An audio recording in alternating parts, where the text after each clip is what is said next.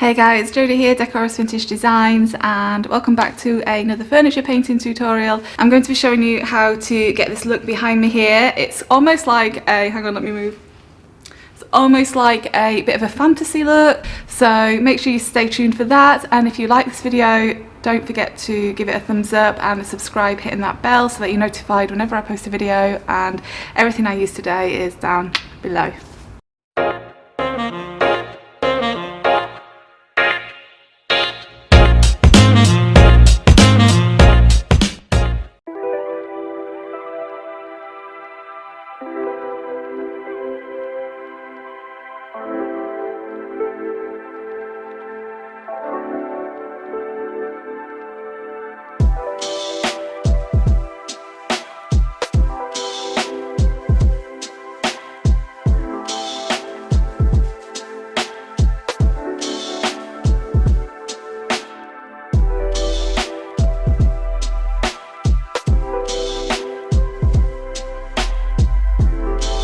Alright guys, so when I first started this piece I had a totally different idea in mind, so I just want you to, I'm showing you this part but I want you to ignore it because it had no bearing on the overall finish.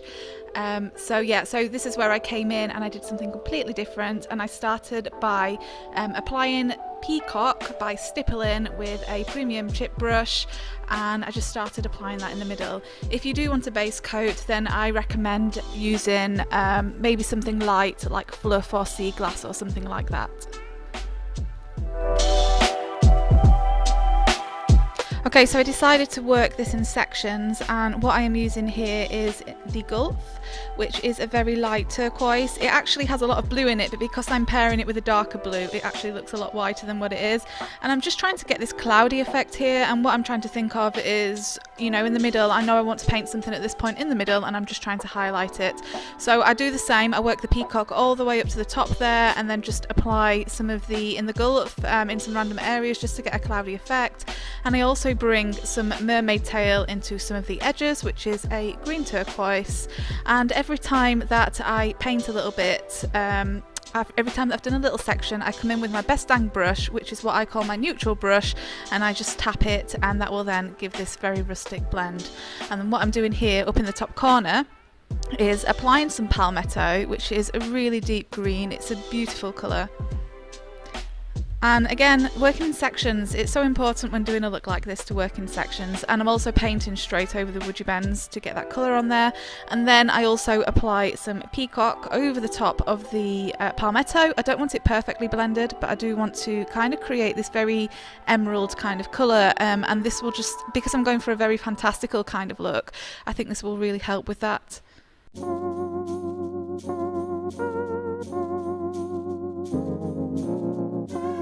I repeated on the bottom what I did on the top, so again with my peacock, which is a lovely medium blue, I'm bringing that from the middle down to the bottom. Remember, I'm going to have something highlighted here, so I will bring some more of the in the Gulf down the bottom as well, as you can see here, just to give that very highlighted cloudy effect. And yeah, I'm just repeating the exact same process, applying my colours over the top of each other, and then getting the best dang brush and then just stippling that over the top to blend. By the way, what I mean when I say it's a neutral brush is it just means that I haven't put any paint on it at all, and every time that I feel like it's starting to build up and there's too much paint on it, I may just wipe off any excess, and then I just go straight back in there again and then just tap over, and it just creates this very lovely smoky blend that I love.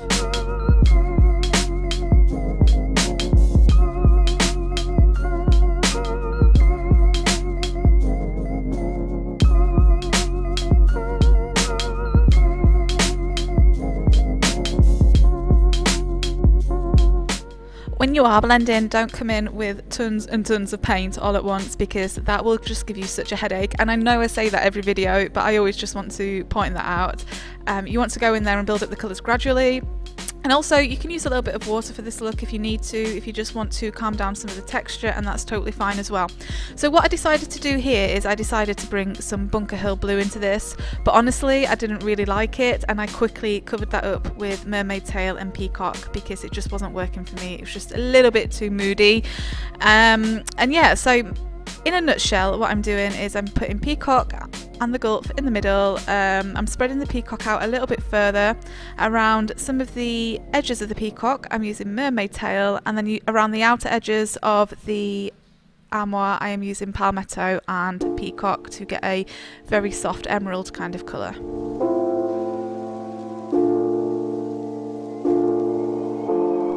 So what I have here is the Dixie Belle sanding sponge, which is roughly around a 220 grit sponge, and I just decided to take the top layer of this texture off. So it's still going to be very textured, but it will just feel quite smooth.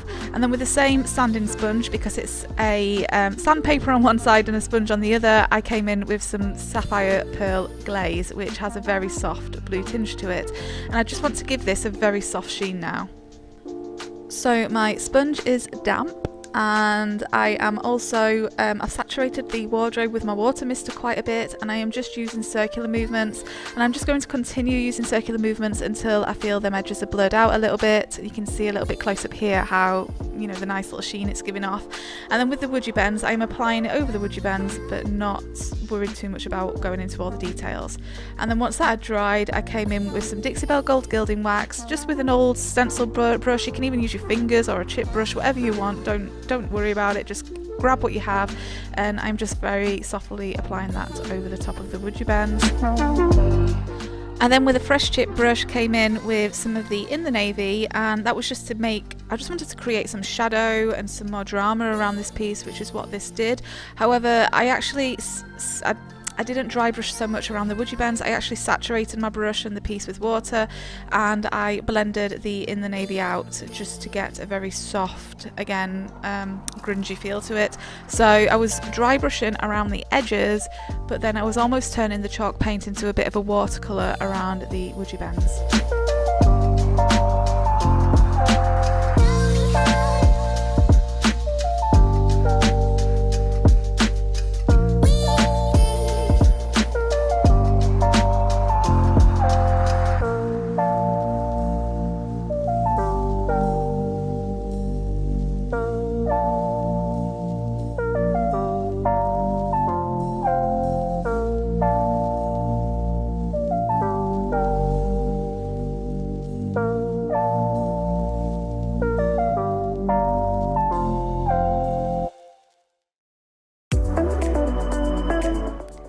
Alright, onto the really fun part now. So I mixed some palmetto with some of the moonshine metallics in deep woods just to get a little bit of a glazed finish on these branches that I'm going to be painting here, and I used a very tiny little fan brush just so that to make sure that I got some very thin branches.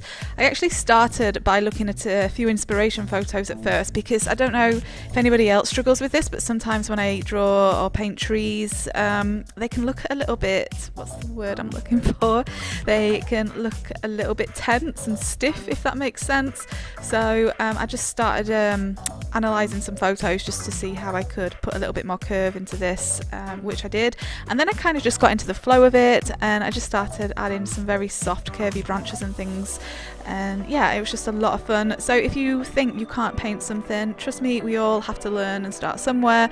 Just look at a few inspiration photos and just try and mimic what they're looking like.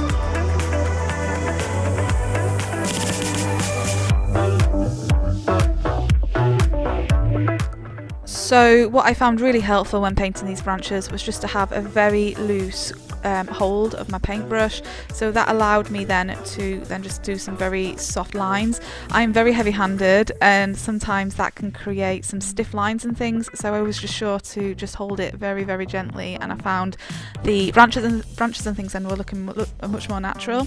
And then I decided to come in with some cherry blossoms, and I used some peony, some plum crazy, some moonshine metallics in rosé, and also some pink champagne. And with a round edged artist brush, I just started like mixing all the colours together and just dotting them all just to create some, you know, some lovely natural looking blossoms. I did read online actually a very easy hack for this, and a very easy way to paint cherry blossoms is to get a bunch of Q-tips and then just dip each Q-tip into each colour. If I had some on hand there, I might have done that, because yeah, that just sounded really easy for me. But instead what I did was I just grabbed my artist brush and then I just did lots of individual dots, and then I focused more of the plum crazy, which is the darker pink, down at the bottom. So think where the shadows and stuff might be, and where it might be a little bit darker, and then I put the lighter colours like pink champagne more at the top. I covered mostly all of the branches in this, in all of these little dots. It is literally just dots, it's so easy, but as the branches get thinner, I am making sure my dots get a little bit smaller too.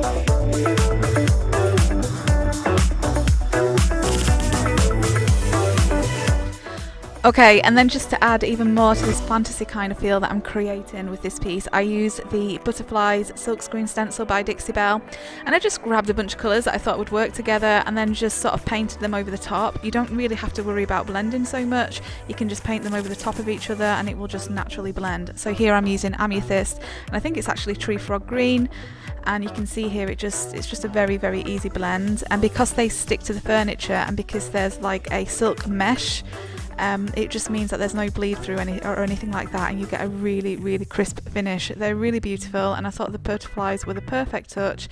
And then once I had finished the butterflies, I then sealed this piece with the satin clear coat, just because I wanted a very soft glazed satiny finish to this piece.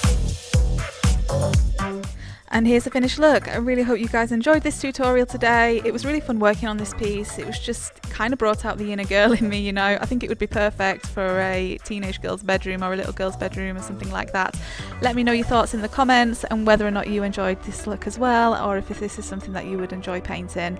And as always guys, happy painting and have a lovely day. Bye bye.